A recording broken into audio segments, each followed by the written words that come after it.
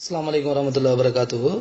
ஒரு பெண்ணோடு அதாவது மனைவியோடு உடல் உறவு கொள்கின்ற போது மனைவியினுடைய மார்பகங்களிலிருந்து பால் அருந்த முடியுமா அப்படிங்கிற ஒரு கேள்வி ஒன்று கேட்கப்பட்டிருக்கிறது. இது தொடர்பாக பார்க்கிற போது ரசூல் ஸல்லல்லாஹு அலைஹி வஸல்லம் அவர்கள் இது தொடர்பாக எவ்விதமான அறிவுறுத்தல்களும் நேரடியாக கொடுக்காவிட்டாலும் கூட அல்லாஹு தஆலா அல் குர்ஆனில் சொல்கின்றான், நிசாஉக்கும் ஹர்ஸுன் லக்கும், பெண்கள் அந்த மனைவிமார்கள் உங்களுக்கு ஒரு விளைச்சல் நிலம், அப்ப நீங்க எப்படி வேண்டுமானால் நீங்கள் விளைந்து கொள்ளுங்கள் என்று அல்லாஹு தஆலா அல் குர்ஆனில் சொல்லி இப்ப நாங்கள் பார்க்கிறோம்.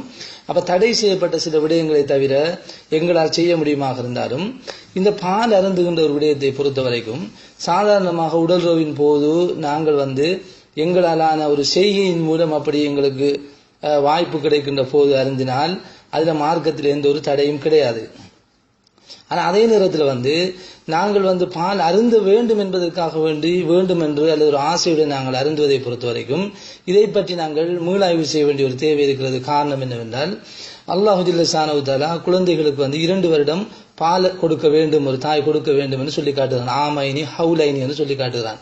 அப்ப இந்த அடிப்படையில் இந்த பால், அதாவது ஒரு தாயினுடைய மார்பகத்திலே சுரக்கின்ற பாலை பொறுத்த வரைக்கும் அதனுடைய உரிமம் கணவன் கிடையாது, அதனுடைய உரிமம் குழந்தை. அப்ப குழந்தைக்கு பால் இல்லாத ஒரு சூழலை உருவாகுவதற்கு இது காரணமாக அமையக்கூடாது. இப்ப நாங்க பாக்குறோம் சில நேரங்கள்ல மனைவிமார்களுக்கு சில நேரங்கள் பால் சுரப்பதில்லை.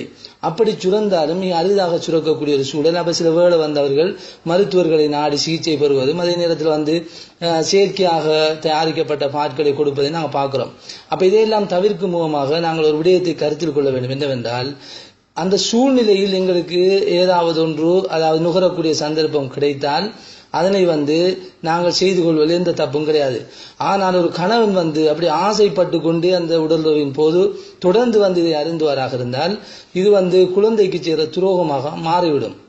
அப்ப சில நேரங்களில் கணவன் அந்த பாலை அறிஞ்சதற்கு பின்னால் குழந்தைக்கு அந்த பால் இல்லாத ஒரு சூழல் இருக்குமாக இருந்தால் அது ஒரு அநியாயமாக போய்விடும் என்கின்ற காரணத்தை கருத்தில் கொண்டு இதை எப்படி நாங்கள் அணுக வேண்டும் என்று சொன்னால், எங்களுக்கு இதுக்கு அனுமதி இருக்கிறது. எப்போது என்று சொன்னால், அந்த நேரத்தில் ஒரு சாதாரண ஒரு சூழல் எங்களுக்கு அனுமதி இருக்கிறது தவிர இதனை நாங்கள் ஒரு கொள்கையாகவும் அல்லது ஒரு கோட்பாடாகவும் கொண்டு தொடர்ந்து நாங்கள் அதனை அருந்துகின்ற ஒரு வழக்கத்தை நாங்கள் கை கொள்ளக்கூடாது. அதுக்கு மனைவிமார்கள் அனுமதி கொடுக்க கூடாது என்பதை நாங்கள் கருத்தில் கொள்ள வேண்டும்.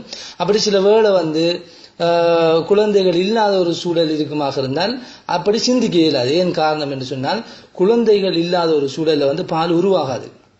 அப்ப அதனால எப்ப பால் உருவாகும் என்றால் குழந்தைகள் இருக்கின்ற போதுதான் அந்த பால் உருவாகும்.